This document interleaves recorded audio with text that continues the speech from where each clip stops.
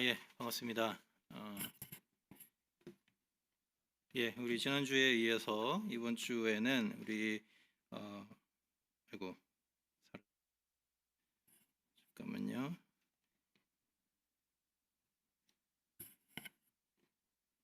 지난주에 이어서 우리 이번 주에는 계시록과 교회, 계시록이 말하고 있는 교회란 어떤 곳인가 이런 것들을 특별히 오늘 그 계시록 2장 3장에 나와 있는 7교회에 대한 본문을 가지고 같이 좀 생각을 해보려고 합니다. 그래서 오늘 들어가기 전에 준비하셔야 될 것은 우리 강의한 2강 강의한 준비해 주시고 성경책은 계시록 2장과 3장 그쪽을 좀 펼쳐놔 주시고요.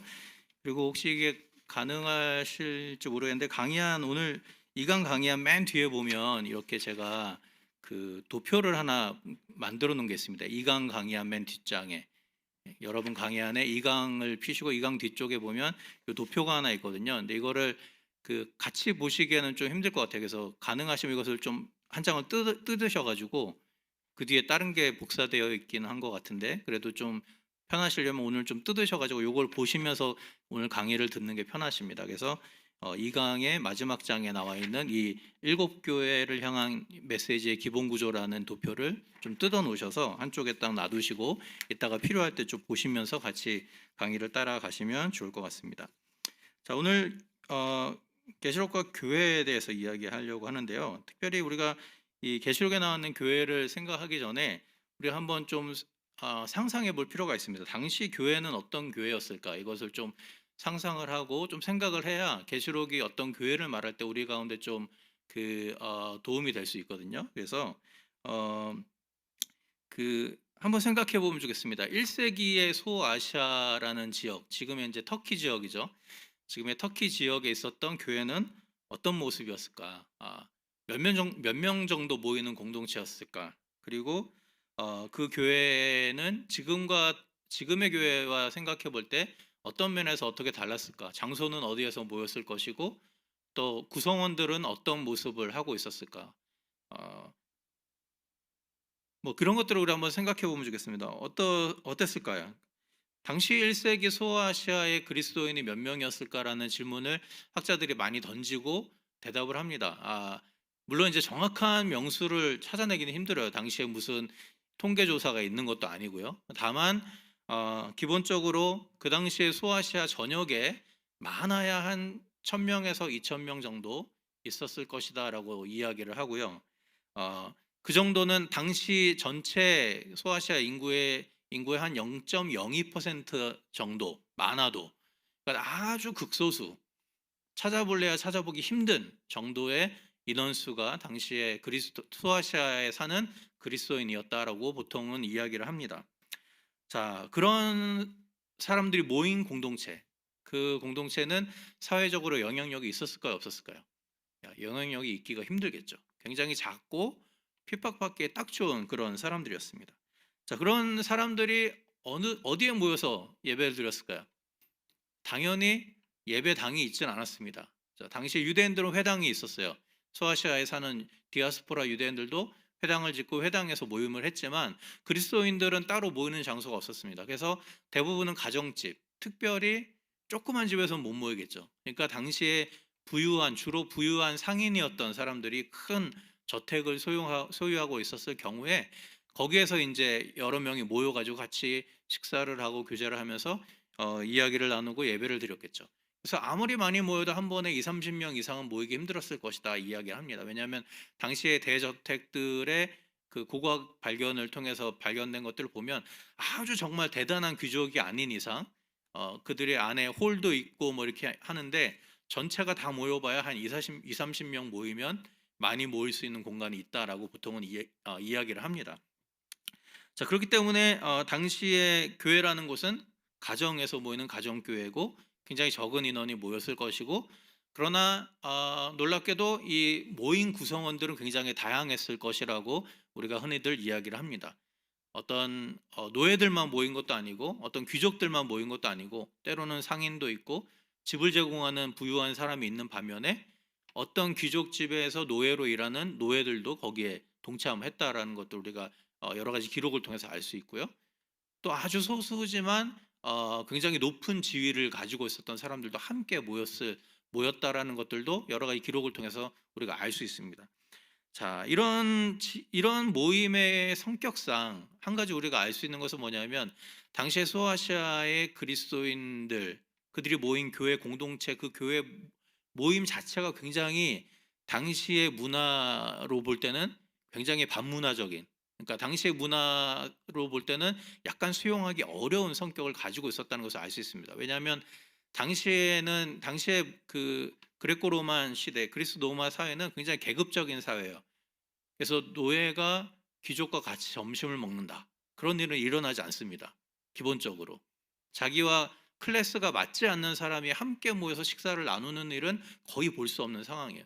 그런데 일주일에 한번 예배를 드릴 때 거기에 다양한 사람들이 모여서 함께, 때로는 노예도 때로는 부유한 상인도 함께 모여서 떡을 나누고 식사를 나눈다라는 것 자체가 굉장히 당시 문화로 볼 때는 수용하기 어려운 그런 상황이죠. 그러니까 당시에 교회라는 존재 자체가 굉장히 사회적으로 볼 때 수용하기 어렵고, 뭔가 사람들이 보기에 좀 달라 보이고, 근데 좋은 측면으로가 아니라 그들의 문화로 볼 때는 굉장히 나쁜 측면으로 달라 보이는 그런 어떤 기본적인 성격을 가지고 있었다는 것을 좀 이해를 하고 계시록의 교회를 우리가 좀 생각할 필요가 있습니다. 자, 그게 이제 당시의 교회에 대한 내용들이고요. 그런 관점에서 계시록은 교회를 몇 가지 특징으로 이야기를 합니다. 그래서 계시록이 말하는 교회의 특징이 무엇인가를 좀 먼저 살펴보고, 그런 특징들이 계시록 2장 3장에 실제로 7교회를 향한 메시지에 어떻게 드러나고 있는지를 오늘 좀 살펴보도록 하겠습니다. 우선 계시록이 말하는 교회의 특징이 제가 5가지로 강의 안에 요약을 했는데요. 하나는 하나님의 계명을 지키고 예수의 증거를 가진 자들의 무리라고 정리를 합니다. 그래서 계시록 12장 17절에 이런 말씀이 나오죠. 용이 분노하여서 돌아가서 그 여자의 남은 자손 곧 하나님의 계명을 지키고 예수의 증거를 가진 자들로 더불어 싸우려고 바다 모래 위에 섰더라. 이 12장 우리 지난주에 잠깐 살펴보았는데, 저 용이 여자를 삼키려고 하는, 여자가 낳은 아기를 삼키려고 하는데 그 아이가 예수님이라고 말씀드렸죠. 하늘로 딱 낚아채집니다. 그러니까 승천하는 거죠. 그러니까 용이 화가 나서 여자를 해하려고 하는데 하나님이 또 여자를 보호하세요. 그러니까 이제 바다 모래 위에 서서 그 여자의 자손, 곧 하나님의 계명을 지키고 예수의 증거를 가진 자들과 더불어 싸우기 위해서 바다 모래 위에 섰다, 이렇게 나옵니다. 여기서 말하는 하나님의 계명을 지키고 예수의 증거를 가진 자들이 교회라고 말씀을 드렸습니다. 그렇죠? 그래서 이 본문은 이 세상에 존재하는 악한 영의 무리와 교회와의 영적인 전쟁이 있다라는 것을 우리에게 알려주는 본문이라고 할 수 있습니다. 근데 여기에서 중요한 것은 교회가 어떤 곳이냐. 계시록은 하나님의 계명을 지키고 예수의 증거를 가진 자들이라고 이야기합니다. 예수의 증거라는 말이 좀 중요한 말인데요. 예수의 증거라는 예수님이 전한 말씀을 이야기하기도 하고, 예수님이 실제로 살아간 증인의 삶을 가리키는 말이기도 합니다.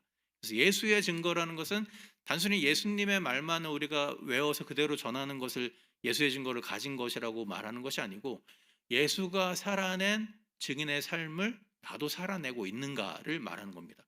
그래서 예수의 증거를 가진 자, 교회는 어떤 것이냐? 예수님의 말씀을 믿고 신뢰하지만 더불어서 예수님이 살아내셨던 증인의 삶, 희생의 삶, 그런 자기 희생적인 삶을 살아내는 곳이 바로 교회다라고 계시록은 이야기를 하고 있습니다. 이게 이제 교회의 첫 번째 특징이라고 계시록은 말하고 있고요. 두 번째로는 민족적이고 언어적이고 국가적인 또는 계급적인 경계를 뛰어넘는 공동체로 표현을 합니다. 7장 9절 우리가 굉장히 유명한 말씀이죠. 이후에 내가 보니 각 나라와 족속과 백성과 방언에서 아무도 능히 셀 수 없는 큰 무리가 나와 흰 옷을 입고 종려 가지를 가지고 큰 소리로 외쳐가로되 구원하심이 보좌에 앉으신 우리 하나님과 어린 양의 있도다.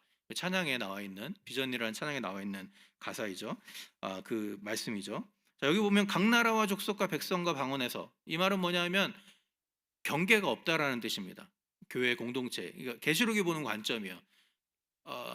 구약 시대의 이스라엘 민족은 경계가 뚜렷한 사람들이었습니다. 민족적인 경계, 언어적인 경계, 문화적인 경계가 뚜렷한 사람들이었어요. 물론 유대인들도 애굽에서 나올 때 그 출애굽기에 보면 수많은 잡족들이 함께 모였다라고 말합니다. 그러니까 순수한 혈통적인 유대인이 있다고 말하기는 어려울 수 있어요. 왜냐하면 수많은 역사적인 사건을 통해서 유대인들도 외부인들을 받아들였습니다. 그럼에도 불구하고 구약의 유대인들은 굉장히 자기의 민족적인 정체성과 그런 것들을 지키는 굉장히 배타적인 공동체였어요. 그런데 계시록에 말하는 교회의 공동체는 그거를 뛰어넘습니다. 각 나라와 족속과 백성과 방언에서 아무런 그런 경계가 없는 그 모든 것들을 뛰어넘는 공동체를 그 공동체를 교회라고 계시록은 이야기를 하고 있습니다. 여기서 잠깐 그 지난주에 들어온 질문하고 이게 연결되는 본문이라서 잠깐 설명을 드리면, 여기에 큰 족속과 그러니까 아무라도 능히 셀 수 없는 큰 무리가 나옵니다. 그런데 요한계시록 7장에 보면 앞부분에는 14만 4천 명에 대한 내용이 나와요.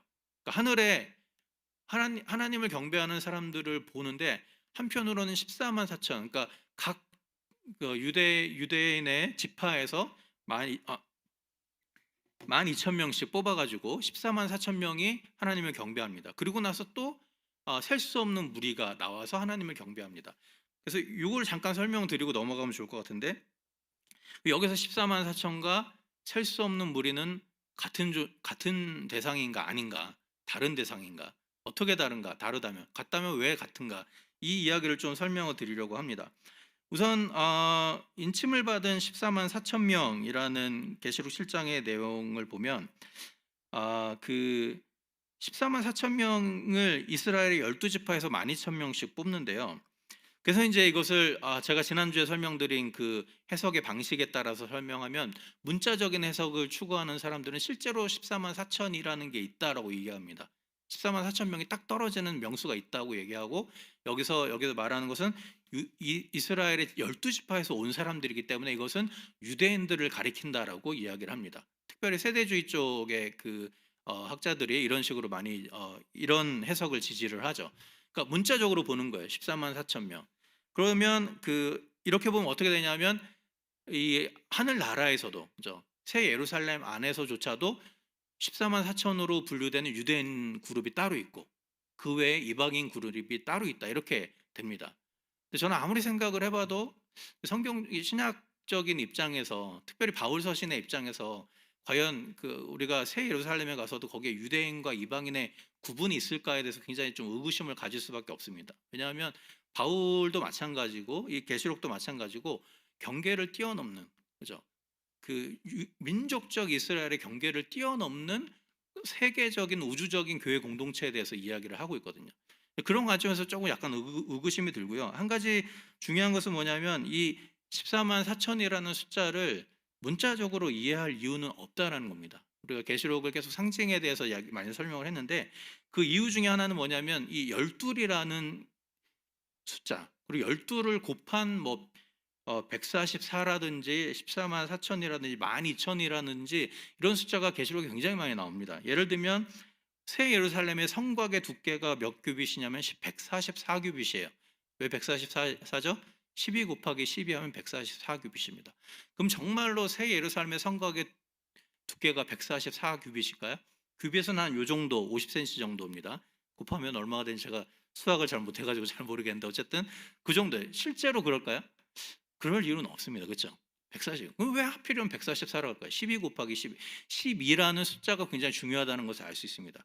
그리고 또 성의 크기는 12,000 스타디온이라고 되어 있습니다. 12,000 스타디온. 성의 크기가. 그러니까 정육명체로 12,000 스타디온. 12,000 스타디온은 한 스타디온은 200m 정도 돼요. 그래서 곱해보면 2,400km가 됩니다. 그래서 지금 시카고에서 유타주 정도까지가 바로 이 거리예요. 새 예루살렘의 크기는 그 정도라고 이야기합니다. 그럼 정말로 여기서부터 유타주까지 가면 새 예루살렘은 끝날까요? 그런 의미는 아니겠죠. 예, 그런 의미가 아니라는 겁니다. 하필이면 또 12 곱하기 1000으로 만들었어요. 하필이면. 왜 이 10이라는 숫자를 중요시할까? 그 이유를 알 수 있는 몇 가지 구절들이 계시록에 나옵니다. 계시록에 보면 계시록에 잠깐 찾아볼까요? 21장에 보면, 계시록 21장에 보면 21장 12절에 보면 거기 성곽에 12문이 있는데 12문에 열두 천사가 있고 그 문들 위에 열두 이름이 새겨져 있습니다. 그 열두 이름이 뭐냐면 열두 이스라엘 자손 열두 지파의 이름들이 새겨져 있습니다. 자, 10이라는 숫자가 여기 나오죠. 열두 지파, 이스라엘 민족들을 대표하는 열두 지파가 나옵니다. 그런데 14절로 내려가 보시면 그 성에 성곽이 있습니다. 성곽에 12기초석이 있는데 12기초석에는 누구의 이름이 새겨져 있냐면 어린 양의 12사도, 12사도의 12이름이 기록되어 있습니다. 자, 여기 12이라는 것의 의미에 대해서 상징적으로 계시록이 구체적으로 말하고 있습니다. 그죠? 하나의 12은 구약의 12지파, 하나의 12은 신약의 12사도. 구약의 12지파는 구약의 하나님의 백성들을 상징하는 그런 누가 봐도 그것을 말합니다. 신약의 12사도 이름 왜 써놨겠어요? 신약의 하나님의 교회를 상징하는 그 12이라는 숫자가 있는 거죠.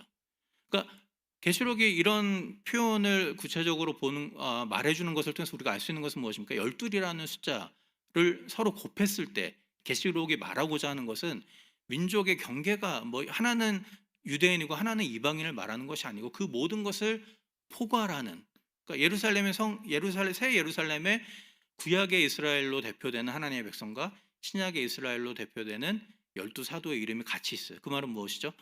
모두를 아우르는 하나님의 백성들이 거기에 있다라는 의미입니다. 자, 그렇기 때문에 14만 4천도 12 곱하기 12 곱하기 1000이에요. 결국은 그러니까 우리가 상징적으로 볼 수밖에 없습니다. 이런 계시록의 그런 그 언급을 통해서 우리가 살펴볼 때 하나는 구약의 백성, 하나는 신약의 백성, 그것을 서로 곱한 거죠. 왜 하필을 1000을 또 곱했을까? 구약에서 1000이라는 단위는요 주로 군대를 셀 때 사용되는 단위입니다. 민수기나 이런 데 보시면 실제로 그 군대를 계수할 때 1000명 단위로 계수하는 것들을 우리가 볼 수 있습니다. 그 말은 무엇입니까? 그것을 통해서 우리가 알 수 있는 것은 이 하나님의 백성 공동체는 전투하는 공동체라는 거죠. 영적인 전쟁을 하는 공동체라는 의미를 가지고 있습니다. 그런 어떤 상징적인 의미로 우리가 볼 수 있다라는 것이죠. 그래서 우리가 14만 4천이라는 것이 하나님의 백성, 총체적인 하나님의 백성을 말한다. 자, 그러면 아무라도 능히 셀 수 없는 큰 무리는 무엇이겠습니까? 결국 같은 겁니다. 같은 거예요. 하나님의 백성들을 말하는 거예요. 다만 14만 4천과 아무라도 셀 수 없는 큰 무리를 두 가지 동시에 이야기한 이유는 뭐냐면 아무라도 능히 셀 수 없는 큰 무리라는 것은 사실은 아브라함에게 주신 약속입니다. 아브라함이 주신 너의 자손이 바다의 모래처럼 하늘의 별처럼 셀 수 없어질 것이라는 약속을 주셨어요. 그래서 구약의 기록을 보면 이 약속을 이스라엘 백성들이 계속 마음속에 염두에 둔다는 것을 알 수 있습니다. 그 대표적인 것이 역대상 27장 23절에 나왔는데 거기 보면 다윗이 인구 조사를 하는 마지막 그것을 정리하는 마지막 그 역대상의 내용에 보면 그가 이스라엘 사람이 20세 이하의 수요는 다윗이 조사하지 않았다고 이야기합니다. 왜냐하면 이는 여호와께서 전에 말씀하시기를 이스라엘 사람을 하늘의 별같이 많게 하리라 하셨습니다. 그러니까 다윗도 그렇고 이스라엘 사람들이 인구 조사를 할 때 그 밑에 어린 아이들은 세지 않았다는 거예요. 왜 세지 않았어요? 그냥 귀찮아서 세지 않은 것이 아니고 아브라함에게 주신 약속이 언젠가는 성취될 것이라는 것을 생각하면서 우리에게 셀 수 없는 민족을 주실 것이다. 우리 자손을 통해서 그것을 기억하면서 세지 않았다는 거예요. 근데 아무라도 셀 수 없는 큰 민족이 큰 사람들이 어디에 등장해요? 계시록에 등장합니다. 그 말은 무엇입니까?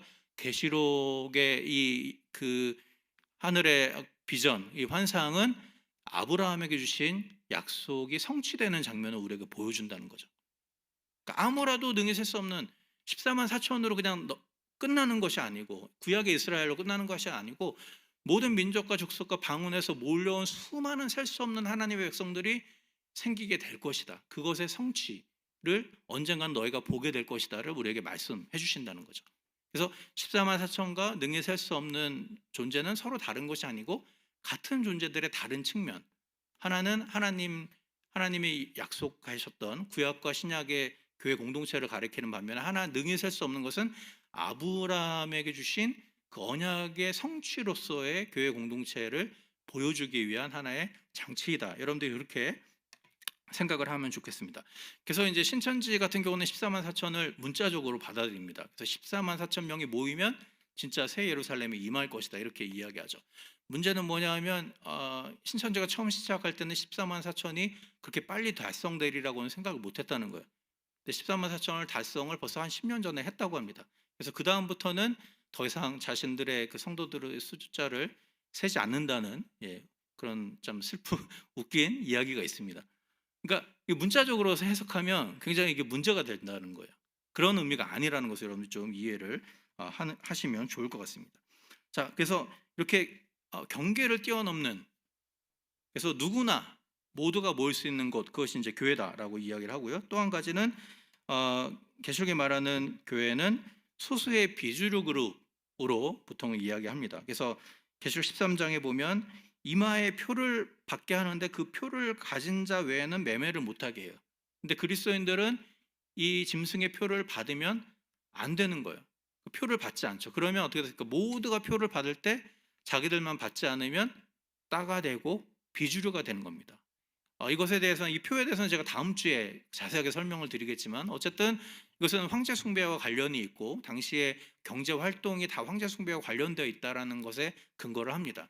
그러니까 잘 먹고 잘 살려면 이 황제 숭배에 동참을 해야 되는데 그것을 하지 않으면 자기 공동체로부터 따를 당하고 공격을 당하고 사회적으로 도태되고 소외되는, 그래서 결국은 비주류고 사회에서도 영향력을 발휘하지 못하는 어떤 그룹, 이것이 계시록이 말하는 교회의 특징 중에 하나입니다.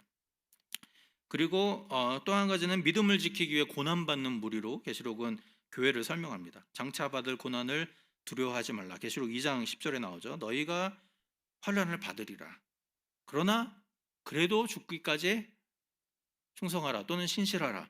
그러면 생명의 관을 너에게 주겠다. 계시록이 말하는 이 교회 공동체의 기본적인 정체성은 고난받는 공동체입니다. 고난받는 거. 오늘날의 교회랑 굉장히 많이 다르죠. 오늘날은 사실은 내가 교인이라고 해서 고난받는 경우는 많지 않습니다. 그렇죠? 사회적인 고난을 받는 경우는 많지 않아요. 물론 내가 나의 신앙의 양심을 지키기 위해서 때로 나의 어떤 그 이익과 이런 것들을 포기하고 그런 종류의 어떤 어려움이 있을 수 있겠지만, 사회 전체적으로 볼 때 이미 기독교라는 교회라는 곳은 굉장히 큰 단체, 힘 있는 단체 또는 때로는 이익 단체처럼 활동하는 경우들이 많이 있습니다. 그런 점에 있어서 굉장히 좀 다른 측면을 가지고 있는데, 우리가 한 가지 알아야 될 것은 기본적으로 계시록은 교회를 고난받는 공동체, 고난을 피하거나 회피하거나 그것은 교회의 정체성에 부합하지 않는 것으로 이야기를 합니다.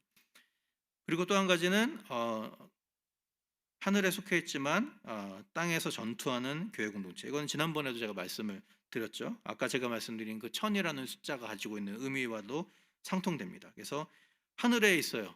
셀 수 없는 큰 무리가 하늘에 있어요. 이것이 우리의 정체성이라는 것을 계시록이 보여줘요. 그러나 여전히 그들은 땅에서 고통받고 있습니다. 이 두 가지가 서로 상충되는, 모순되는 이 두 가지 정체성을 유지하면서 살아가는 것이 교회의 그 정체성이다. 교회가 어떤 곳인가의 정의다라고 그 계시록은 말하고 있습니다. 자, 이런 관점에서 우리가 이런 교회의 특징을 계시록이 말하고 있는데, 이런 교회 특징들이 그 소아시아의 7교회에 어떻게 드러나는지를 우리가 좀 살펴보려고 합니다. 그래서 우선 당시에 소아시아 7교회가 처했던 현실에 대해서 우리가 좀 먼저 살펴보면 좋겠는데요. 몇 가지 좀 어려움들이 있습니다. 특별히 당시에 그 가장 중요한 것 중에 하나는 아시아 지역에 있었던 다신교 문화에 대해서 좀 살펴볼 필요가 있습니다. 그래서 옆에 나와 있는 지금 사진에 보시는 것은 제우스 신전이에요. 당시에 그 소아시아 지역에 아직도 남아 있는 그 커다란 신전, 제우스뿐만이 아니라 당시에 뭐 에베소에서는 아르테미 여신상 뭐 이런 것들이 있고, 여러 지역마다 다 신을 섬기는 그런 문화들이 있었습니다.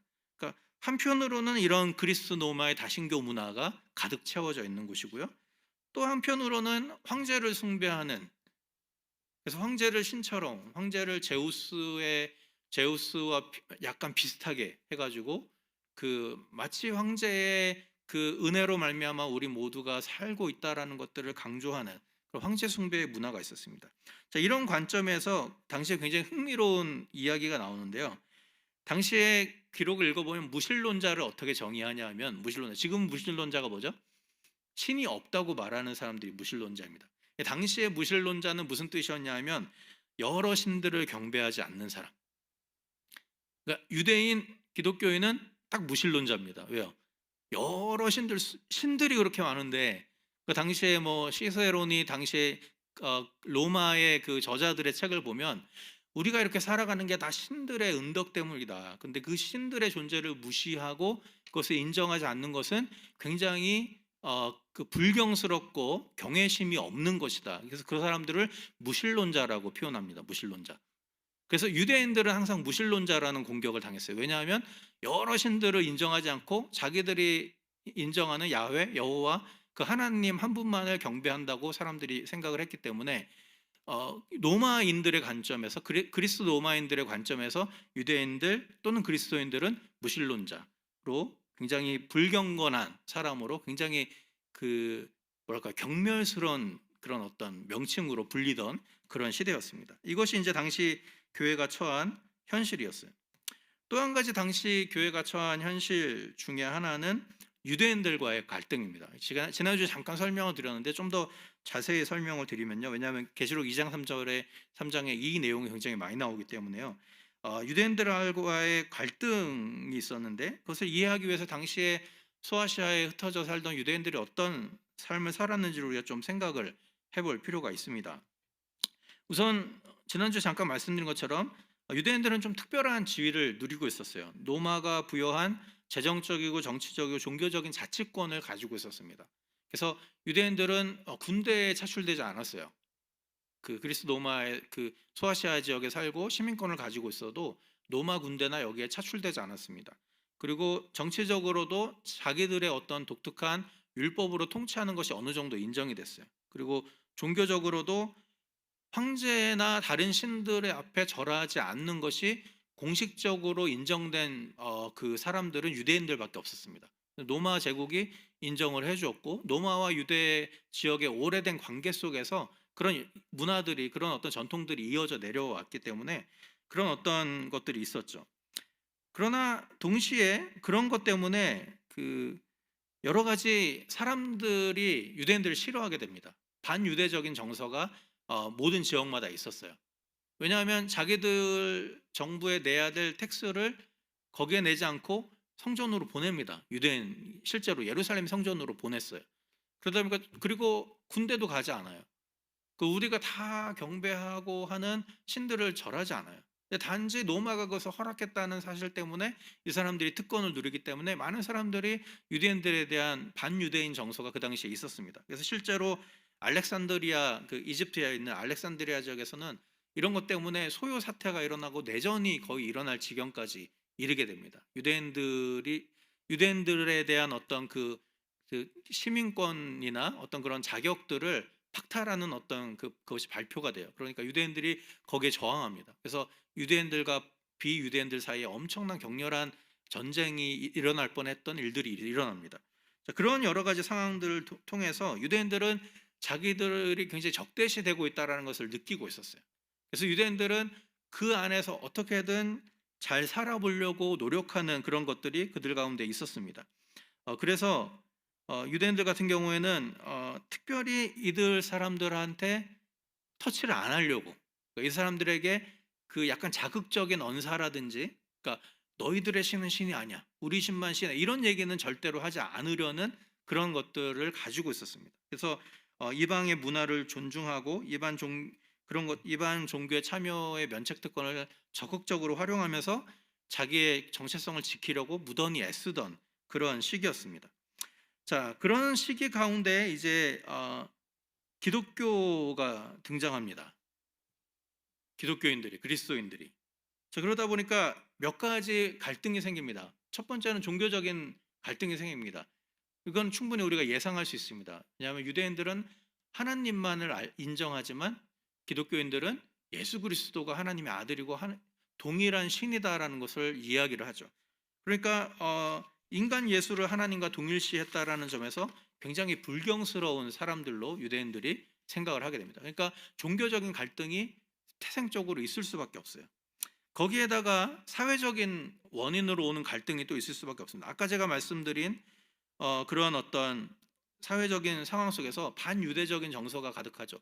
그래서 유대인들은 최대한 조심하려고 했습니다. 그런데 바울과 같은 경우에 지난주에 잠깐 말씀드렸지만 그 아데미 신상을 만들어 팔던 사람들이 바울이 우리의 신은 하나님밖에 없고 예수 그리스도가 우리의 주인이다라고 이야기하기 때문에 아데미 여신을 만들어 팔던 사람들이 막 소요를 일으키죠.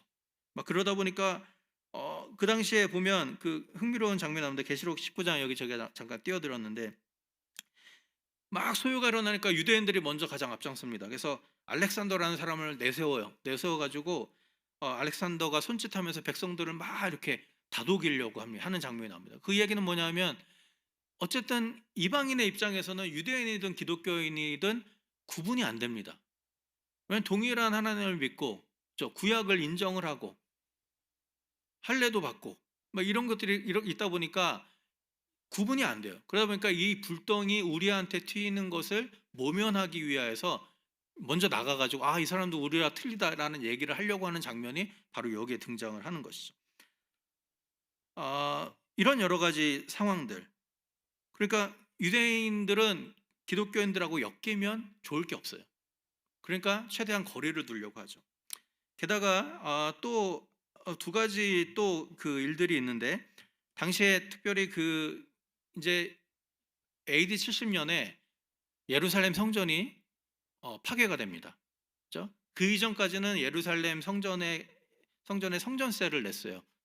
흩어져 살던 유대인들이 3분의 1 세겔이라는 그 성전세를 계속해서 내왔습니다. 근데 성전이 무너졌잖아요. 더 이상 성전세를 낼 필요가 없게 됩니다. 그때 어떻게 하냐면 이 로마가 이 예루살렘에 내던 성전세를 받아가지고 과거에 성전을 재건하던 곳에 하나님의 성전을 재건하던 곳에 쓰이던 이 돈을 로마 도시 안에 그 제우스 신전 제우스 신전을 주피터라고 하죠. 로마에선 주피터라고 하고 그리스에서는 제우스라고 하는데 이 주피터 신전을 세우는 돈으로 활용을 해버립니다. 그래서 이것을 이제 유대인 세금 뭐 이렇게 이야기를 하는데요. 그때부터 이제 유대인들에 대한 여러 가지 반유대적인 정서들이 굉장히 가득하게 됩니다. 그래서 예를 들면 이 사진을 보시면 이 디도 장군이 예루살렘을 약탈한 것을 기념하는 부조입니다. 여기 보시면 한 가지 눈에 딱 띄는 그 그림이 뭐냐면 이게 뭐냐면 여기 보이시는지 모르겠는데 이게 그 촛대입니다. 예루살렘 성전 안에 있었던 촛대. 예. 지금도 그 이스라엘에 가보면 이 촛대 모양이 여러 군데 있어요. 지금도 회당 같은데 유대 회당 같은데 밖에 보면 이 촛대 모양이 있죠. 이게 그 성전 안에 있었던 촛대, 하나님의 임재를 상징하고 하나님의 그것을 상징하는데 이것을 약탈꾼들이 이렇게 약탈해 오는 장면이 부조로 남아 있어요. 로마에. 이것을 무엇을 의미하냐면 이만큼 당시에 유대인들에 대한 반유대적인 정서가 굉장히 가득했어요. 그런 상황에서 어떤 일이 일어나냐면 이 성전세를 내는 사람은 황제 숭배를 계속해서 면제를 받게 됩니다. 근데 기독교인들 중에 유대인이 아닌 기독교인들 중에 황제 숭배를 하면 안 되겠다라고 생각된 사람들은 이제 안 하겠죠. 그럼 그것이 걸리면 어떻게 될까요? 이 사람이 유대인인지 아닌지를 확인하게 됩니다. 그래서 실제로 기록에 보면 90세가 다 된 노인이 재판정에 끌려와가지고 유대인인 것을 확인하기 위해서 바지를 싹 내리고 할례를 받았나 받지 않았나를 했다라는 기록이 남아 있을 정도로 굉장히 그 터프하게, 굉장히 아주 경멸적으로 유대인들을 대했던 상황이 생깁니다.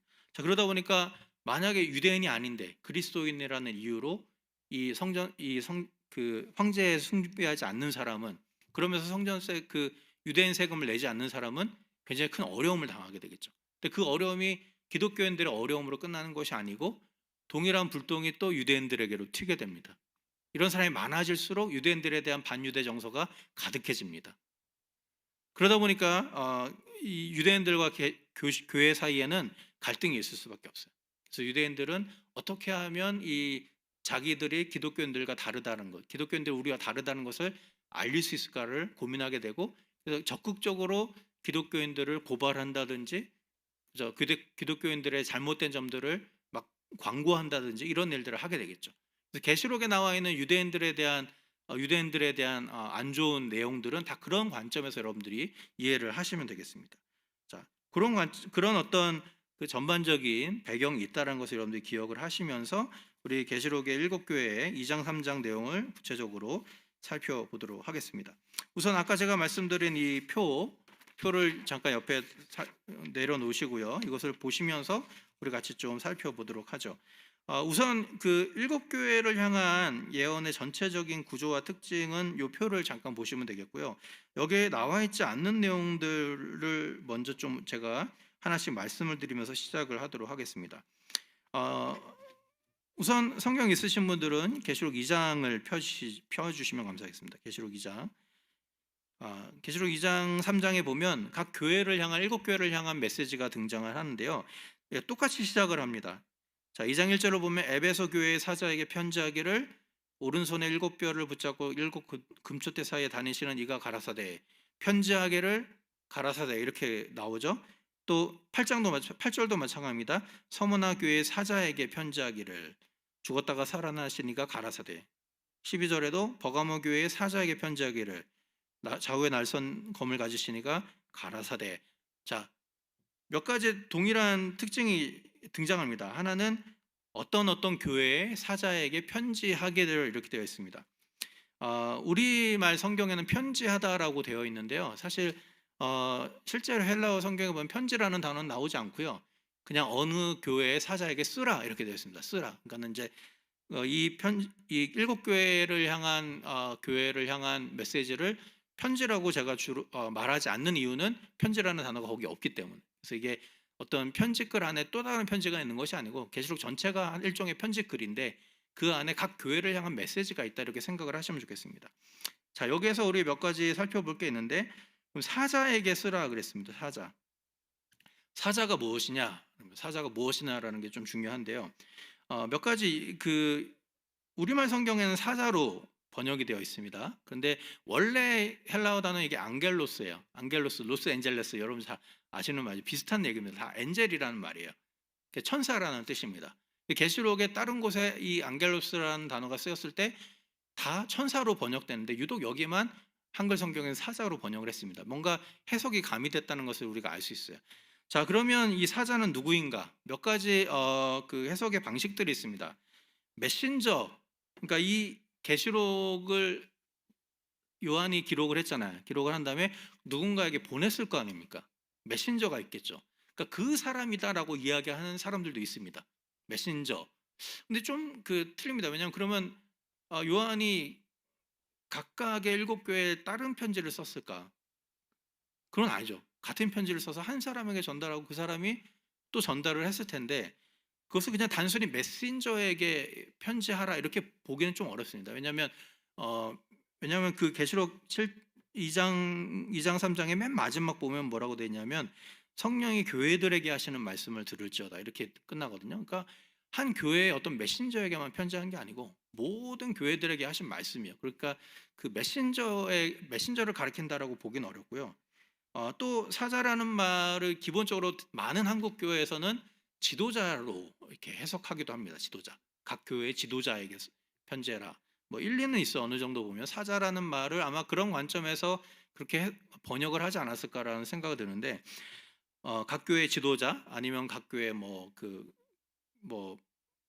교사라든지 목사라든지 이렇게 이제 생각을 하는데 문제는 뭐냐면 아까 제가 말씀드린 것처럼 계시록에서 안겔로스라는 단어가 쓰였을 때 한 번도 여기를 제외하고는 인간적인 존재를 가리키는 말로 쓰이지 않았어요. 계시록에서 안겔로스라는 단어가 쓸 때 항상 천상의 존재, 실제로 천사를 가리키는 단어로 쓰였습니다. 굳이 여기서만 같은 단어가 다른 것을 뜻했다라고 볼 가능성이 별로 없어요. 그런 점에서 좀 이게 알맞은 해석은 아닌 것 같고요. 뭐 각 교회의 정신 뭐 이렇게 말하는데 그건 복잡하니까 넘어가고요. 그래서 이제 그러면 사자는 뭐냐? 그냥 천사로 보는 게 제일 좋을 것 같습니다. 천사. 그럼 왜 교회에다가 쓰지 않고 교회 천사에다가 썼을까요? 몇 가지 이유가 있는데요. 기본적으로 유대인들은 각각 자기를 지키는 수호 천사가 있었다고 믿었습니다. 실제로 베드로가 옥에 갇혔다가 풀려났을 때 노대라는 어떤 계집 여자아이가 계집 종이 베드로가 왔다 하니까 사람들이 뭐라 그러죠? 네가 베드로의 천사다. 천사일 거다. 그 말은 무엇입니까? 각 사람에게 유대인들은 수호신인 천사라는 존재가 있다라고 생각을 해서 그게 유대의 전통입니다. 실제로 그런지 아닌지는 모르지만 하여튼 유대적인 전통이에요. 실제로 그런 전통을 이어받아서 그 중간기 시기에 그 쿰란 공동체라는 그 유대 그 동굴에서 살았던 사람들은 스스로 어떻게 생각을 했냐면 자기가 천사와 동일한 교류를 하는 천사와 동일한 존재로 이해를 하기도 합니다. 그러니까는 그 하나님의 백성들을 굉장히 하나님의 백성들이 자기들이 땅에 속해 있지만 그러나 하늘에 속한 공동체라는 의미에서 스스로를 천사로 이해하는 경우가 있어요. 그런 관점을 볼 때 여기서 천사에게 각 교회 천사에게 편지하라라는 것은 각 교회마다 교회를 교회의 대응체인 천상적인 어떤 존재가 있다라는 어떤 당시의 유대적인 전통을 반영하는 것으로 우리가 이해를 하면 됩니다. 그래서 실제로 계시록에 보면 아까 제가 또 말씀드렸지만 7장에 보면 14만 4천 셀 수 없는 큰 무리는 하늘에 존재하지만 그것이 땅에 존재하는 교회와 다른 존재가 아니고 그렇죠? 땅에 존재하는 교회의 하늘 그 천상적인 정체성이라고 이야기했잖아요. 마찬가지로 7교회가 땅에 있지만 그 7교회는 하늘에도 속한 교회인 거죠. 그래서 그런 관점으로 여러분들 이해를 하시면 좋을 것 같습니다. 그래서 그 뭐 사자 이것을 뭐 인간 지도자라든지 뭐 특별한 어떤 특별한 메시지를 받은 사도 이런 식으로 이해하시는 것은 좀 지양하는 게 좋을 것 같습니다. 자, 그래서 그 사자에게 편지 쓰라고 이야기합니다. 자, 그런데 또 한 가지 반복되는 것은 예수께서 이르시되라는 겁니다. 여기 보면 예수님을 여러 가지 다른 표현으로 설명을 하죠. 뭐 7뼈를 붙잡고 있는 사람, 있는 자, 또는 뭐 죽었다가 살아나시니 여러 가지로 다른 말로 표현하지만 다 예수님이에요. 근데 예수님이 이르시되라고 말합니다. 이르시되라고 말하는데 이게 이 구약 성경에 보면 특별히 구약 성경도 히브리어로 기록된 구약 성경이 있고 그것을 그리스어로 헬라어로 번역한 70인경이라는 성경이 있습니다. 죄송합니다. 이 70인경이라는 성경에 보면 여기에서 이르시되라는 말과 70인경의 선지서에서 선지자들이 하나님의 말씀을 대언할 때 말하는 하나님의 말씀하시되라는 단어와 똑같은 문장을 사용을 합니다. 그 말은 뭐냐면 7교회에 주시는 말씀이 하나님이 주신 예언의 말씀이다라는 것을 여기에서 이야기하고 있는 거죠. 그래서 각 교회에 주신 하나님의 말씀은 교회가 처한 어떤 상황과 어떤 환경과 이런 것들에 대해서 마치 구약의 선지자들이 이스라엘 백성들이 처한 상황과 환경에 대해서 질책하기도 하고 책망하기도 하고 때로는 칭찬하기도 하면서 너희가 이렇게 해라. 그래야 하나님의 구원을 얻을 수 있다라고 말하는 것과 동일한 맥락을 가지고 있다라는 것을 우리가 이해를 하면 됩니다. 그래서 7교회를 향한 메시지가 어떤 미래에 일어날 일에 대한 어떤 것을 미리 알아맞추게 하기 위한 어떤 예언이 아니라 각 교회가 처한 현재적인 상황 속에서 책망할 것은 책망하고 칭찬할 것은 칭찬하고 도전할 것은 도전해서 그들이 다 하나님의 구원에 이르게 하기 위한 어떤 그런 예언적인 메시지로 선지적인 메시지로 여러분들이 이해를 하셔야 된다. 그런 어떤 의미로 여러분들이 생각을 하시면 좋겠습니다. 자, 넘어가서 이제 각 내용을 보면 칭찬, 책망, 권면, 심판 이런 것들이 있습니다. 이 표를 보시면 제가 잠깐 일목요연하게 이렇게 정리를 해놨는데 거기 보면 각 7교회를 향한 메시지에 다 칭찬이 있고 책망이 있고 권면이 있고 심판이 있고 약속이 있습니다. 이 보면 비어 있는 곳이 종종 있죠. 그래서 그 비어 있는 곳이 서머나 교회는 책망이 없고 심판도 없습니다. 좋은 거예요, 나쁜 거예요? 좋은 거죠. 예. 책망이 없고 심판이 없어요. 그리고 빌라델비아 교회도 책망이 없고 심판이 없습니다. 잘했다는 겁니다. 나머지는 다 칭찬과 책망이 혼자입니다. 근데 라우디아 교회는 칭찬이 없어요. 라우디아 교회만. 그래서 이 칭찬이 없는 교회 또 책망이 없는 교회의 특징을 나중에 좀 살펴보겠지만 이런 것들을 중심으로 좀 읽어보다 보면 뭔가 좀 우리가 느낄 수 있는 부분들이 있습니다. 이런 것들을 좀 우리가 나중에 살펴보면 좋겠고요. 자, 그리고 결론부는 또 동일하게 끝납니다. 성령이 교회들에게 하시는 말씀을 들을지어다 이렇게 끝납니다. 7교회를 향한 메시지 똑같이 다 동일하게 끝나요. 성령이 귀 있는 자는 성령이 교회들에게 하시는 말씀을 들을지어다. 자, 여기에서 이 결론부를 우리가 좀 생각해 볼 필요가 있겠는데요. 몇 가지가 있습니다. 한 두세 가지만 살펴보면 좋겠는데 앞에는 뭐 그 에베소 교회의 사자에게 편지하라 하지만 끝날 때는 성령이 교회들에게 복수로 바뀝니다.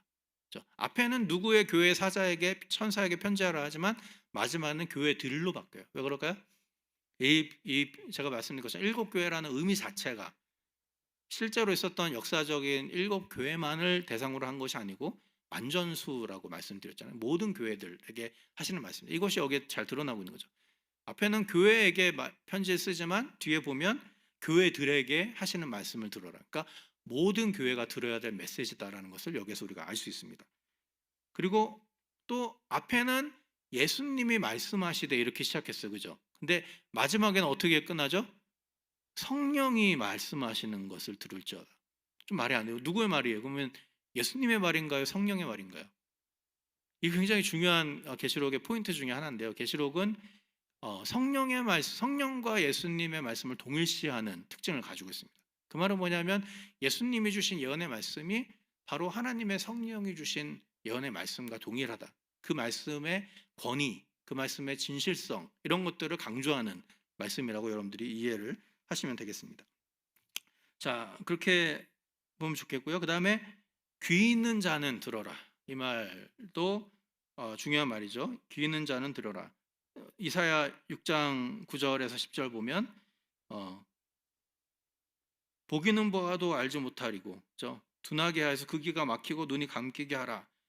뭐 이런 얘기 말입니다. 그 말은 뭐냐면 이 말씀을 들었지만 듣는 사람 중에 깨달을 사람은 깨닫고 깨닫지 못하는 사람은 깨닫지 못한다라는 얘기죠. 예수님의 말씀에도 그런 내용들이 많이 등장하죠. 마찬가지로 이 예언의 말씀을 주시지만 이것을 듣고 돌이킬 자가 있는 반면에 돌이키지 않고 심판에 이를 자도 있다라는 것을 분명하게 이야기를 하고 있습니다. 자, 그렇게 그 결론 부분은 그렇게 되고요. 이제 그 결론부에 나와 있는 그 약속들이 있습니다. 이 도표에 보시면 약속을 보면 뭐 낙원에는 생명나무, 사망의 해를 받지 않는 거, 감추었던 만나를 주는 거, 뭐 만국을 다스리는 권세 새벽별을 주는 거 이런 모든 것들이 나오는데 이 중요한 것 중에 하나는 뭐냐면 여기 각 일곱 교회를 향한 메시지의 마지막 부분에 하나는 그 종말적인 약속들이 계시록 21장과 22장에 나와 있는 최종적인 축복과 서로 겹친다라는 것이 굉장히 중요합니다. 한번 표를 보시면 제가 화면에 띄워드렸는데요. 화면에 띄워드린 표를 보시면 자, 에베소 교회 같은 경우를 보면 자, 생명나무를 열매를 먹게 하겠다. 이게 어디 나오면 새 예루살렘의 생명나무 동일하게 반복이 됩니다. 서문화 교회 둘째 사망의 해를 받지 않을 것이다. 새 예루살렘에서도 둘째 사망이 그들을 다스리지 않을 것이다. 버가모 교회 새 이름에 기록된 흰돌을 줄 것이다. 새 예루살렘에 그 이름이 저희 이마에 있을 것이다. 이런 식으로 여기 나와 있는 새벽별, 여기 새벽별, 흰옷, 두루마기를 빠는 자, 옷을 빠는 거죠. 시계 만드는 거죠. 그리고 새 이름, 12기초석 위에 12사도의 새 이름, 이름이 있다. 그 다음에 보좌에 앉게 해줄 것이다. 어린 양의 보좌가 그 가운데 있을 것이다. 자, 보면 각 교회를 향한 맨 마지막에 주신 종말적인 약속이 어디에서 성취되냐 하면 새 예루살렘에서 성취됩니다. 그래서 이 말은 뭐냐면 이 종말적 약속이 무슨 특별한 어떤 축복이나 여분의 어떤 상급을 의미하는 것이 아니고 구원의 약속이라는 것을 이야기를 하고 있어요. 알 수 있어요. 그렇죠? 근데 중요한 것은 이 구원의 약속이 칭찬받은 교회에만 주어진 것이 아니고 그렇죠? 칭찬도 받지 못한 라오디게아와 같은 교회에도 주어졌다라는 게 굉장히 중요합니다. 그 말은 무엇이죠? 하나님이 이 모든 교회에 칭찬하고 책망하시고 너희가 돌이키지 않으면 내 입에서 토하여 내치겠다. 내 도적과 같이 와서 너에게 임하겠다. 뭐 너 촛대로 옮겨버리겠다. 이런 모든 경고의 말씀이 실제로 그들을 심판하겠다라는 의미보다는 무엇이죠?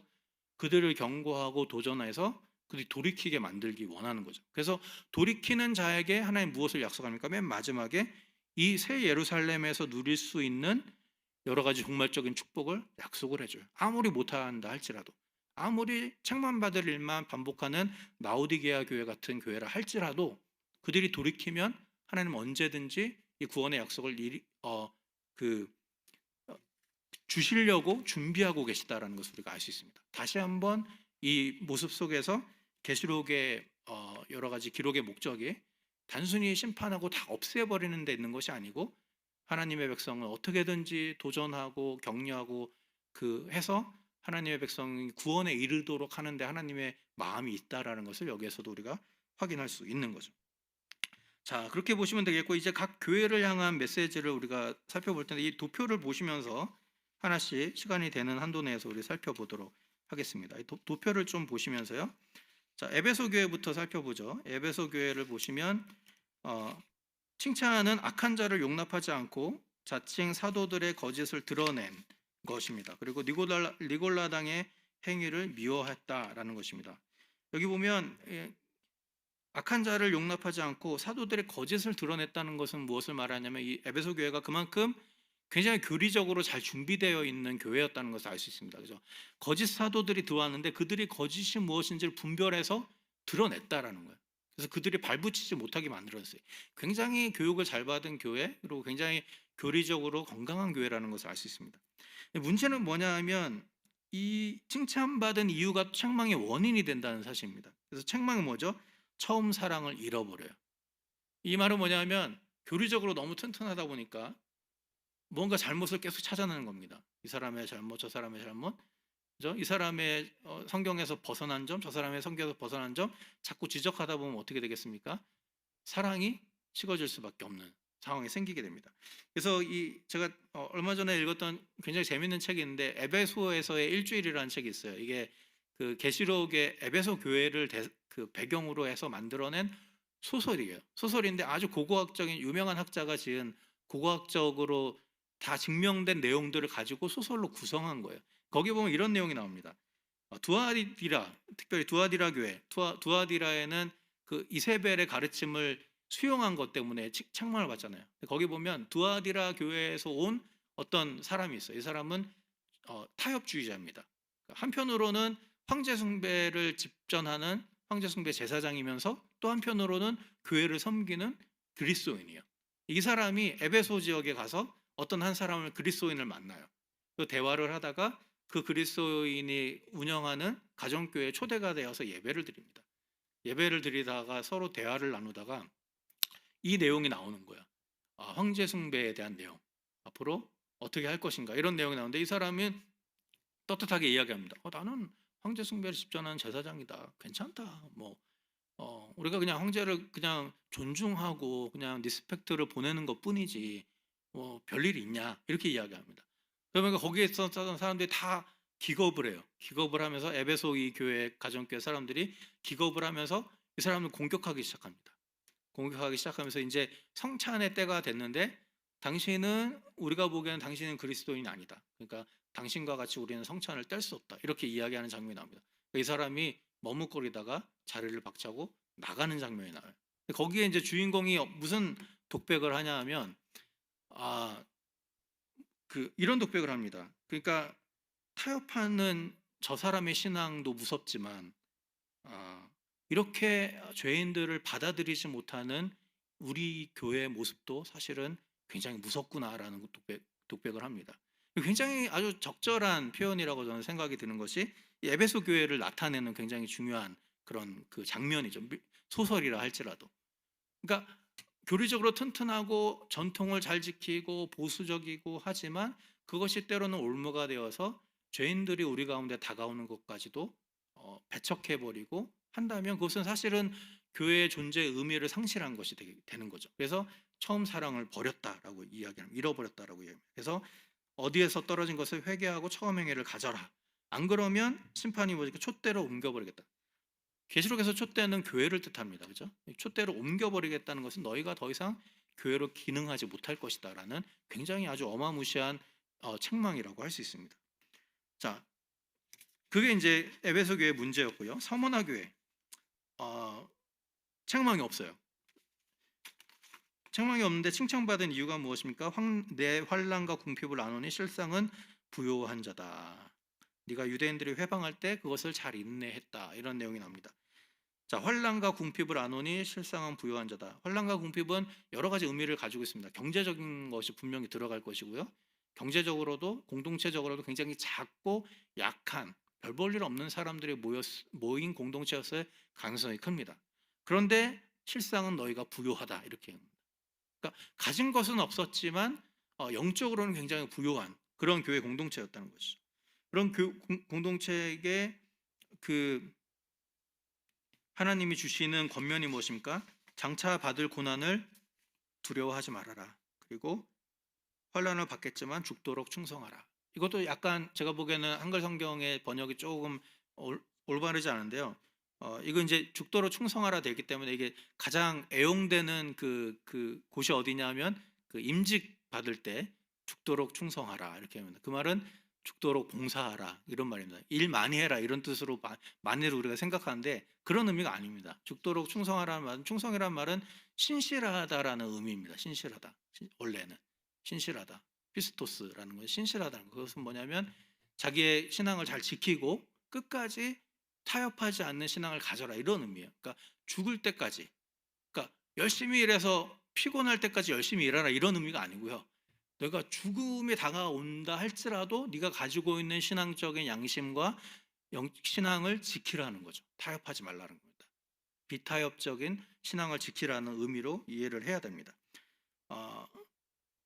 그래서 그 서문화 교회 그렇게 권면하죠. 재밌는 것은 뒤에 잠깐 다시 설명을 드리겠지만 서문화 교회가 책망이 없어요. 심판도 없어요. 빌라델비아 교회도 책망이 없고 심판이 없습니다. 둘 다 칭찬의 내용이 무엇입니까?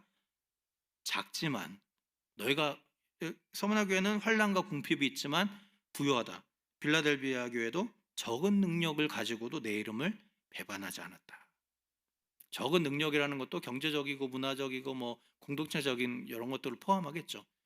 별 볼 일 없는 사람들이었다는 겁니다. 그런데 칭찬받았다는 거예요.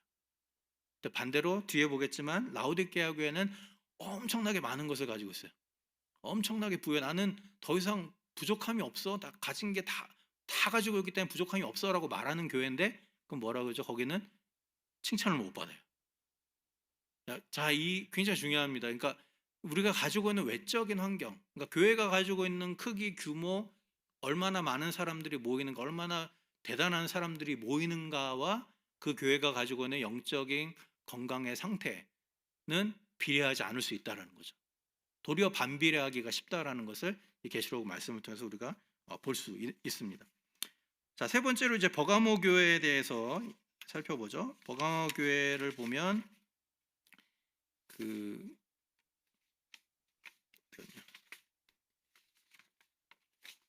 버가모 교회 보면 순교자 안디바가 사단이 거하는 곳에서 죽임을 당한 때에도 믿음을 저버리지 않았다라고 이야기합니다.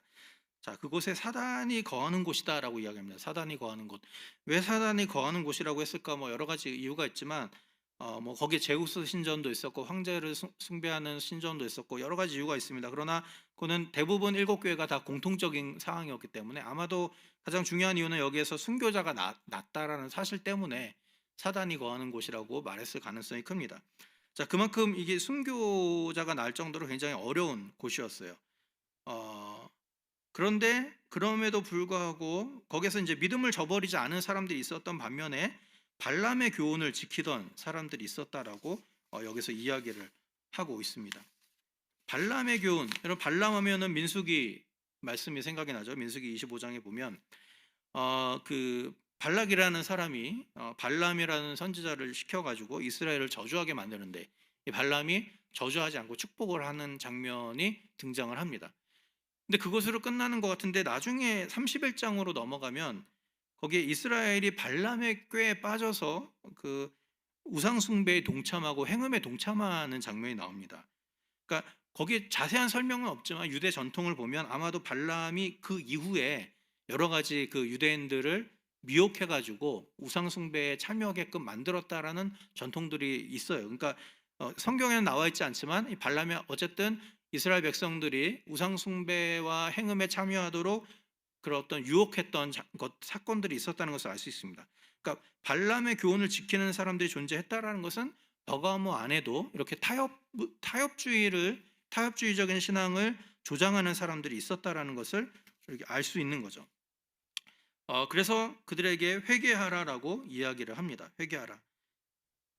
그렇지 않으면 내가 내게 속히 임하여서 내 입의 검으로 싸울 것이다. 이렇게 말합니다. 어, 그래서 빨리 회개하라는 거죠. 아니면 내가 당장 가서 너희를 심판하겠다. 그래서 그런 우상 숭배에 대한 내용들이 여기에 등장을 하고요. 그 다음에 두아디라 교회 보면 두아디라 교회 너희의 행위 곧 사랑, 믿음, 인내 이런 것들을 내가 안다라고 이야기합니다. 나중에 행위보다 처음 것이 더 많다. 칭찬을 받긴 받아요. 그렇지만 거기에도 자칭 이세벨을 용납하였다라고 말합니다. 또 이세벨이 행음하게 하고 우상의 제물을 먹게 하였다라고 이야기를 합니다. 자, 이세벨은 잘 아시는 것처럼 아합의 그 구약의 아합 왕의 이스라엘의 아합 왕의 아내였죠. 이 아합 왕의 아내였던 이세벨이 유명한 것이 무엇입니까? 바알 숭배를 조장하고 전국적으로 막 일으키던 사람이었어요. 그러니까 여기서 이제 이세벨, 발람 이런 것들을 사용하는 이유는 그 구약의 문맥을 우리에게 이해하게 하기 위해서 사용하는 거죠. 그래서 이세벨을 따라서 행음하고 우상의 제물을 먹는 일에 동참한 사람들이 있었다는 겁니다.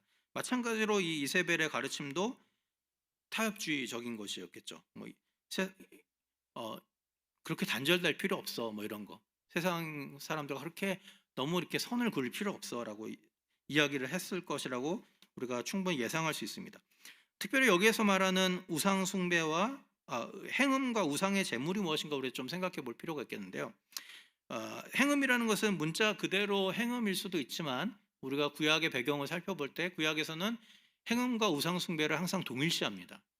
왜냐하면 하나님을 남편으로, 호세아서 같은 하나님 남편으로 이스라엘을 신부로 이런 식으로 이야기했잖아요. 그렇기 때문에 다른 남편, 우상 숭배를 다른 남편을 섬기는 것, 다른 남편과 사랑을 나누는 것으로 이해를 해서 굉장히 상징적인 의미로 많이 표현을 합니다. 그래서 마찬가지로 여기서도 행음도 문자 그대로의 행음일 수도 있지만 우상 숭배를 가리키는 말일 가능성이 크고요.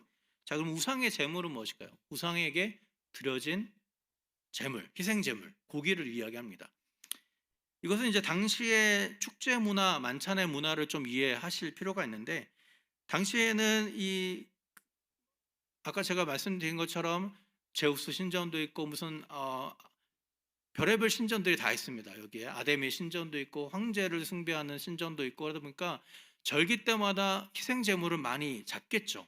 그 희생 제물이 팔려 나가기도 하고 그 희생 제물을 받아가지고 만찬을 벌이기도 합니다.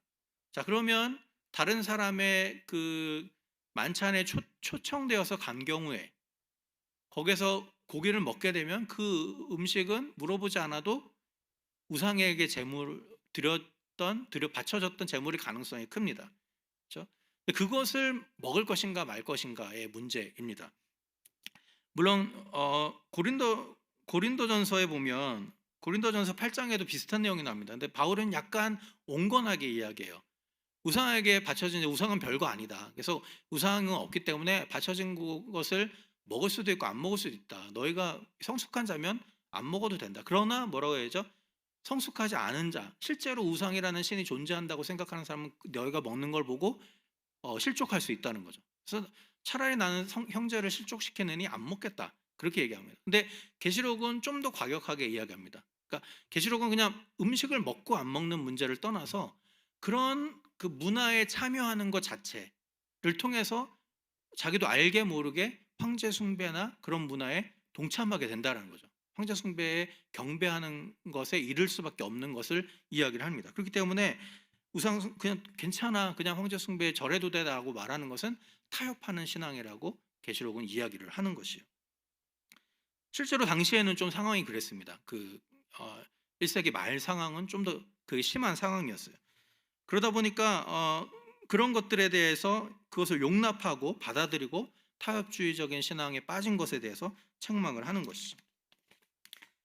그래서 그것을 회개하지 아니하면 너희를 환난 가운데 던지겠다. 그렇게 말씀을 하고 있습니다. 그리고 이제 그 다음에 사대교회도 마찬가지죠. 여기 옷을 더럽히지 아니한 소수의 사람이 있다. 그러나 너희가 살았다 하는 이름은 가졌지만 죽었다. 살았다 하는 이름을 가졌지만 죽었다라는 말은 근데 겉보기에는 굉장히 말끔해 보였다는 겁니다. 멀쩡해 보였다는 거. 그러나 실제로 내면은 죽어 있었다는 거죠. 겉보기에는 괜찮은 성도처럼 보였고 괜찮은 교회처럼 보였지만 실상은 그들이 하나님 온전히 섬기지 않고 있었던, 약간 그 외부적으로 보이는 것과 실제 내면 사이에 괴리가 있는 교회였다는 것을 이야기합니다. 그래서 회개하지 아니하면 내가 도적같이 너에게 임할 것이다라고 이야기합니다. 자, 여기서 이제 3장 2절에 도적같이 임할 것이다, 그 3장에 나와 있는 내용은, 그러니까 좀 이제 그 예수님이 그 복음서에서 말씀하신 내용하고 좀 다릅니다. 복음서에서는 도적같이 임하겠다는 말이 예수님의 재림에 대해서 하는 이야기이지만, 여기서는 회개하지 아니하면 도적같이 내가 너에게 올 것이다라는 말은 무엇이죠? 회개하면 안 온다는 얘기입니다. 그죠? 회개하면 안 온다는 얘기. 그래서 이것을 예수님의 재림으로 보면 좀 문제가 생겨요. 앞에 그 버가모 교회 2장 16절도 마찬가지입니다. 내가 네게 속히 임하여서 내 입에 검으로 쌓을 것이다. 그들이 회개하면 속히 임하지 않아도 되는 일이 생깁니다. 그래서 이게 재림으로 이해하면 좀 어려운 상황이 생깁니다. 그래서 여기 계시록엔 두 가지 예수님의 임함에 대해서 이야기해요.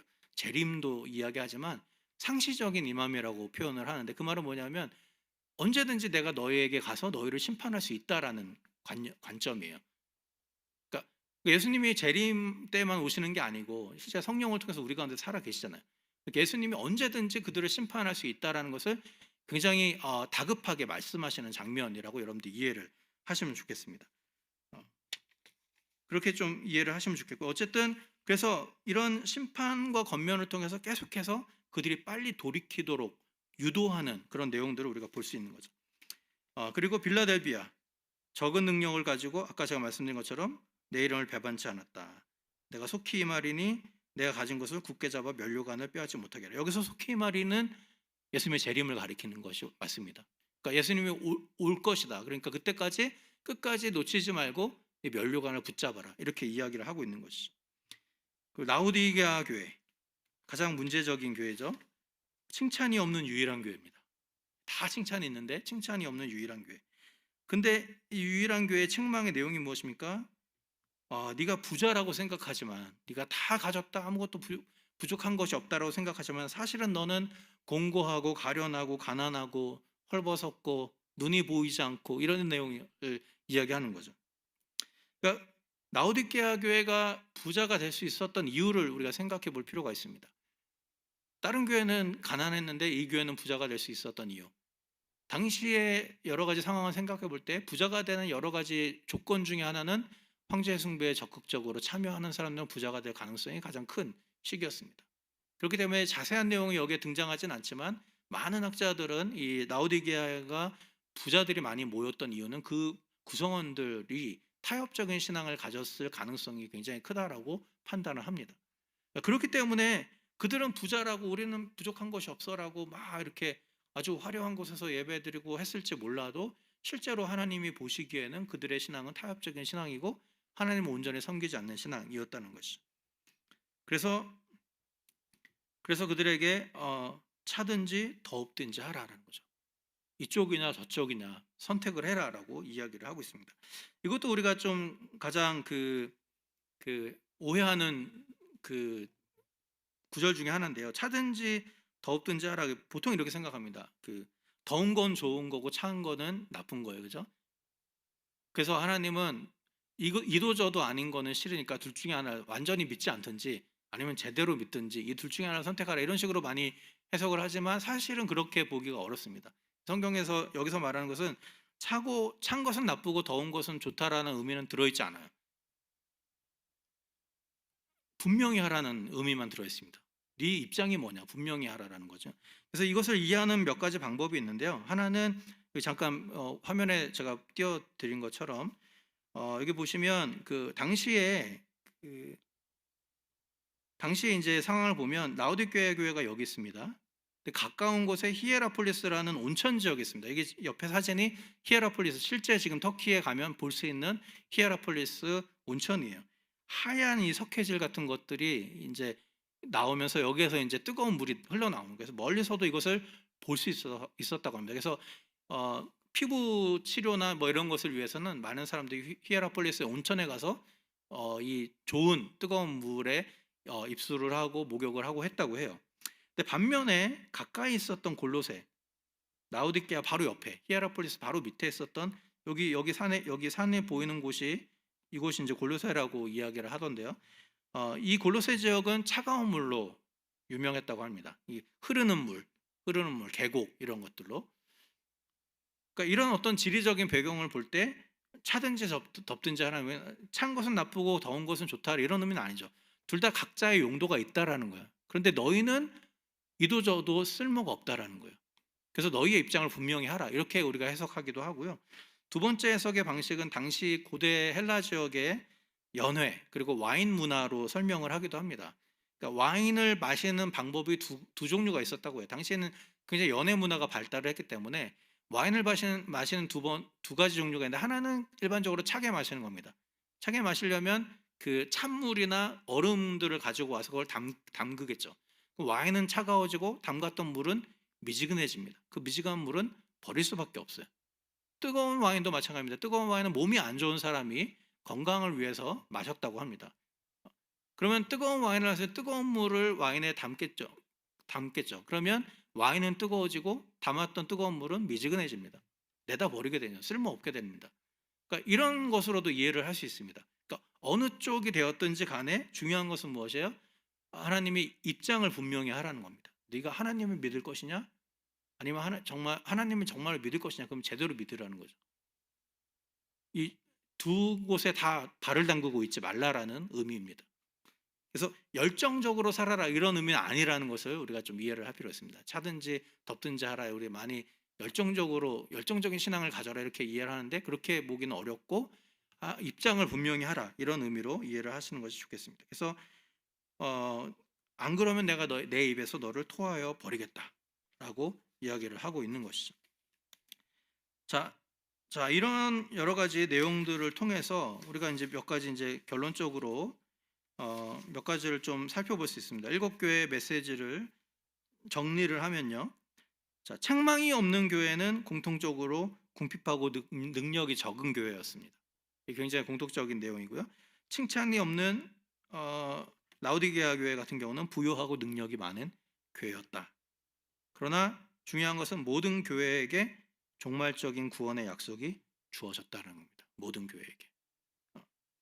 그래서 하나님은 우리 교회가 불완전하고 연약하다는 것을 알고 있습니다. 7교회를 잘 살펴보면 뭐 서머나 교회나 빌라델비아 교회를 빼고는 다들 굉장히 큰 문제들이 있었다는 것을 알 수 있어요. 교회는 기본적으로 연약한 그리고 문제가 많은 곳이라는 것을 우리가 알 수 있습니다. 그런데 중요한 것은 하나님은 그런 연약하고 문제가 많은 교회를 향해서 종말적인 약속을 주셨고, 그들을 책망하고 칭찬하고 어르고 달래서 어쨌든 그들이 다시금 세워지기를 원하시는 하나님이라는 것을 우리가 볼 수 있는 거죠. 그래서 교회가 가지고 있는 외적인 조건이 전부가 아니라는 것을 우리가 알 수 있고요. 비록 적은 인원이 모이고 약한 사람들이 모이고 별 볼 일 없는 구성원들이 모인 교회라 할지라도 하나님이 기뻐하시는 교회가 될 수 있고 하나님이 칭찬하시는 교회가 될 수 있다는 것을 우리가 기억할 필요가 있겠습니다.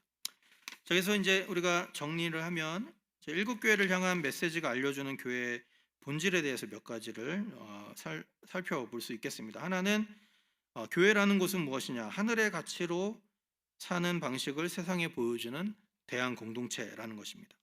당시에 제가 아까 설명드린 내용들을 기억을 해보시면 당시에 교회 공동체라는 것은 굉장히 독특한 곳이고 사람들이 보기에는 굉장히 이상한 곳입니다. 그런데 거기에 보면 민족적인 경계도 없고, 그렇죠? 계급적인 차이도 없고, 그런 사람들이 함께 모여서 하나의 공동체를 이루어가고, 때로는 핍박이 오고 그래도 굴하지 않고 자기의 핍박을 받아들이면서 수용하면서 고난을 그냥 숙명처럼 받아들이면서 살아가는, 그러면서도 윤리적으로는 당시의 사람들이 보기에 하자가 없어 보이는 굉장히 독특한 공동체였죠.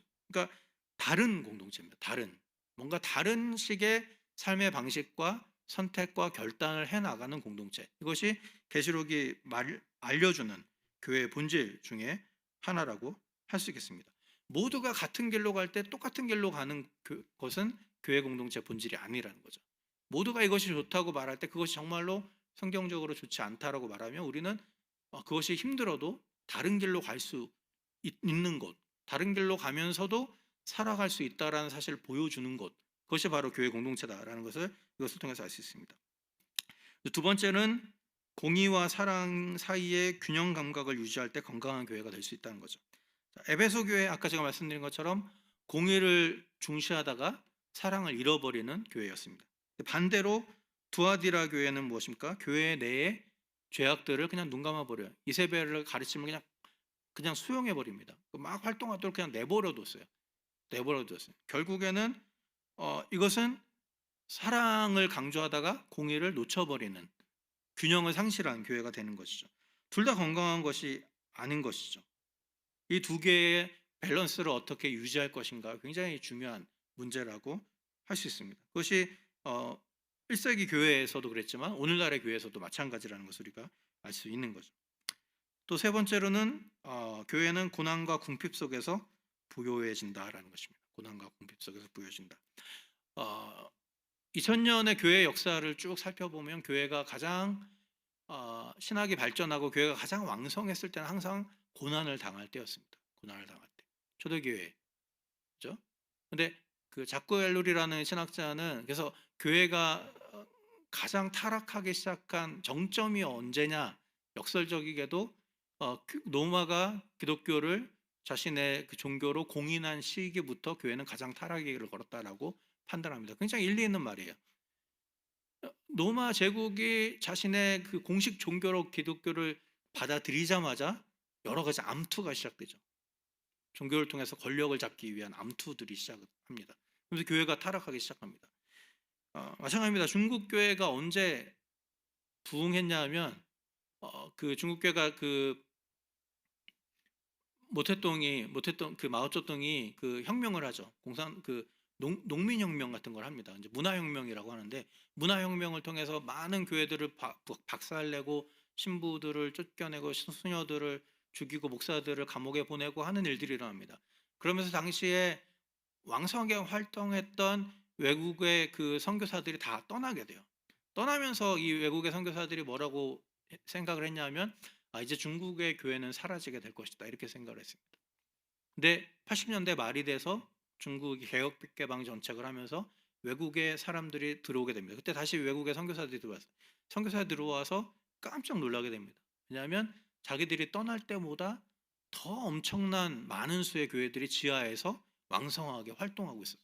엄청나게 많은 지하교회 성도들이 그 가정교회에서 자신들의 신앙을 지키면서 살아가던 사람들이 거기에 생기게 된 거죠. 제가 중국에 갔을 때도 실제로 그 문화혁명을 겪어서 그때 감옥에 갔었던 교회 지도자 할아버지가 된 분을 만나서 간증을 드린 적이 있는데요.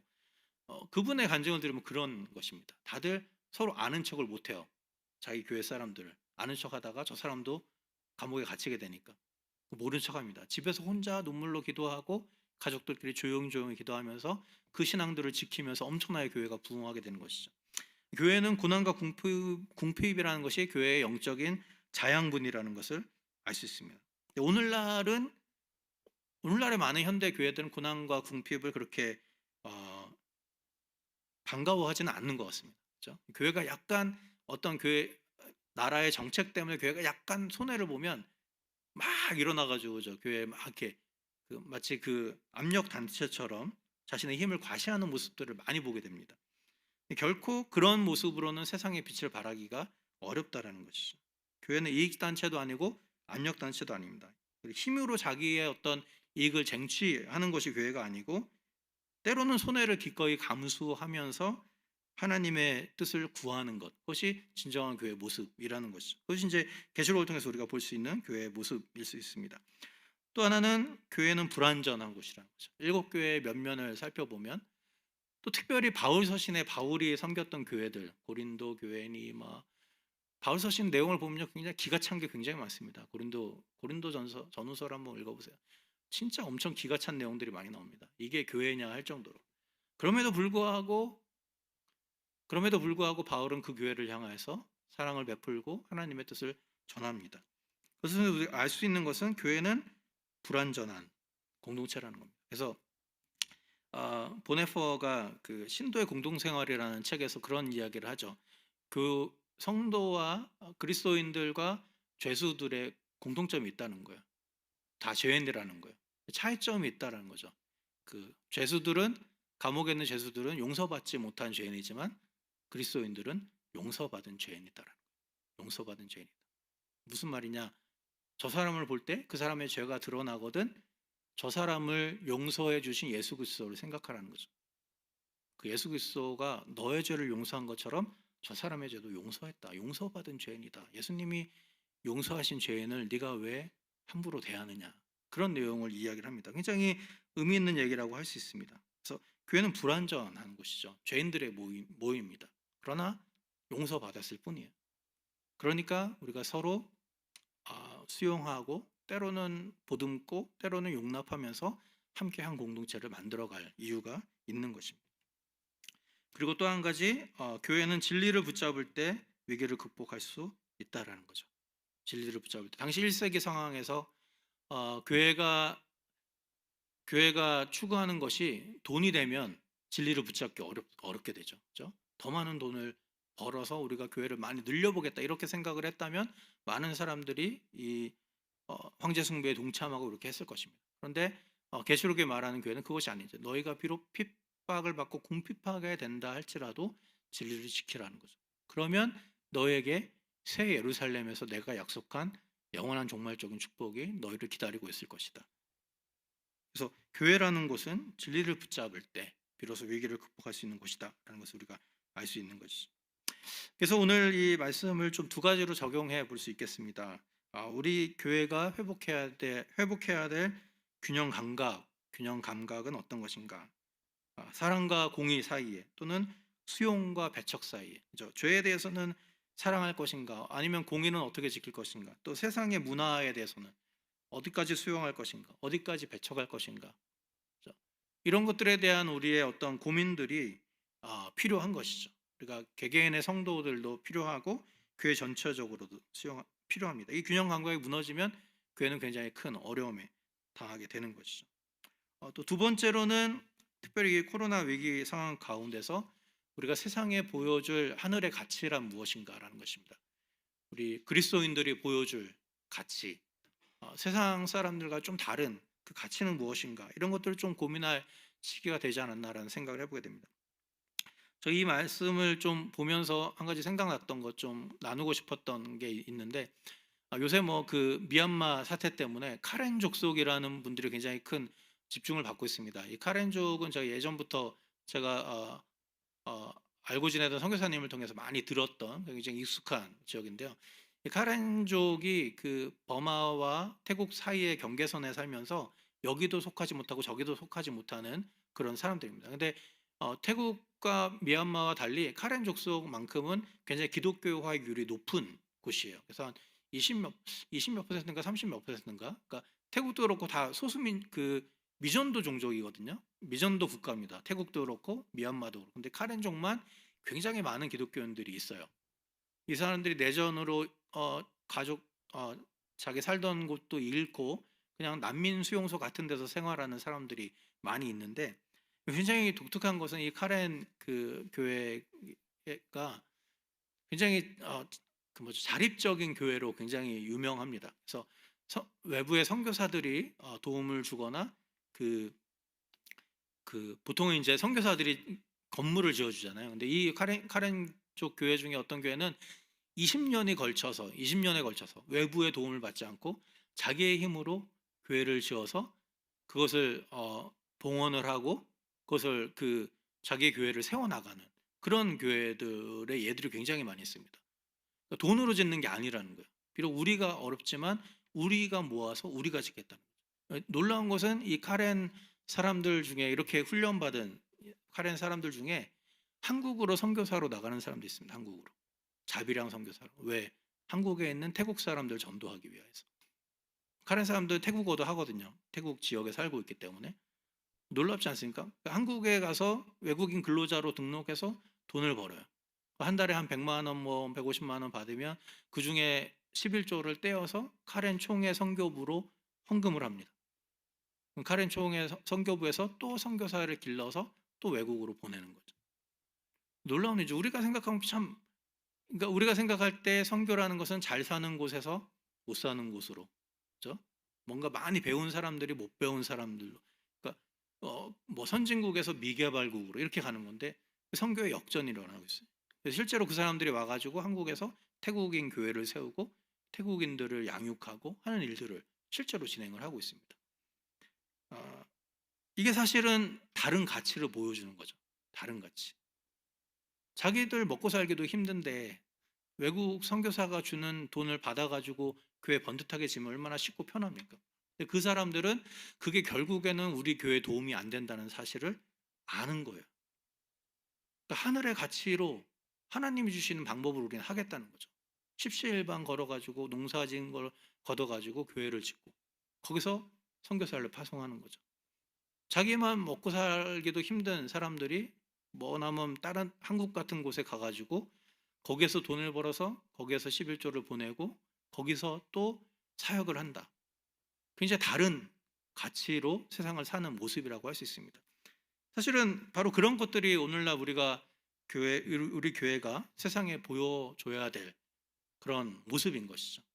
우리가 이 미국 땅에 사는 한인 교회로서 우리가 이 세상에 보여줘야 될 다른 가치는 무엇인가 사실은 좀 고민해 볼 필요가 있습니다. 당시에 1세기 그리스도인들은 그것이 황제 숭배에 참여하지 않고 스스로 자발적으로 궁핍하며 참여하는 것이 그들이 보여줄 수 있는 최선의 가치였어요. 오늘날은 그렇지 않습니다. 그죠? 오늘날 우리가 무조건 가난하게 산다고 그것이 우리 세상에 우리의 빛을 보여주는 방식은 아니에요. 오늘날 좀 다른 모습이겠죠. 그것이 무엇인지 우리가 좀 고민할 필요가 있습니다. 세상이 바라보는 물질적인 관점 아니면 성공에 대한 인식, 그죠? 어떤 기본적인 가치관 이런 것들과 좀 다른 결의 모양을 지닌 삶을 살아가는 것. 그런 사람들이 모인 것. 그런 사람들이 모여서 무언가 세상이 하지 않은 어떤 사명들을 감당해 나가는 것. 그런 것들이 사실 우리가 세상에 보여줄 수 있는 하늘의 가치가 아닌가라는 것을 생각을 해보게 됩니다. 오늘 이 일곱 교회를 향한 메시지를 통해서 우리가 다시 그런 고민들이 우리 가나안 교회 가운데 일어나면 좋겠습니다. 오래된 우리 가나안 오랫동안 우리가 전통을 자랑하는 교회인데 앞으로 우리가 어떻게 그렇다면 지금까지 지켜왔던 우리의 신앙과 우리의 이 교회를 어떻게 더 하나님 보시기에 올바른 관점으로 세상이 볼 때 뭔가 다른 결을 가진 교회로서 다른 결을 가진 공동체로서 우리가 드러낼 수 있겠는가 이런 것들을 함께 고민하면서 함께 정말 주님이 칭찬하시는 비록 연약하지만 가진 것은 없지만 비록 우리가 내세울 것은 많지 않지만 그럼에도 불구하고 하나님이 칭찬하시는 교회로 세워져 가는 그런 일에 쓰임받는 우리 가나안교회 성도들 될 수 있기를 주님의 이름으로 축복합니다. 같이 기도하겠습니다.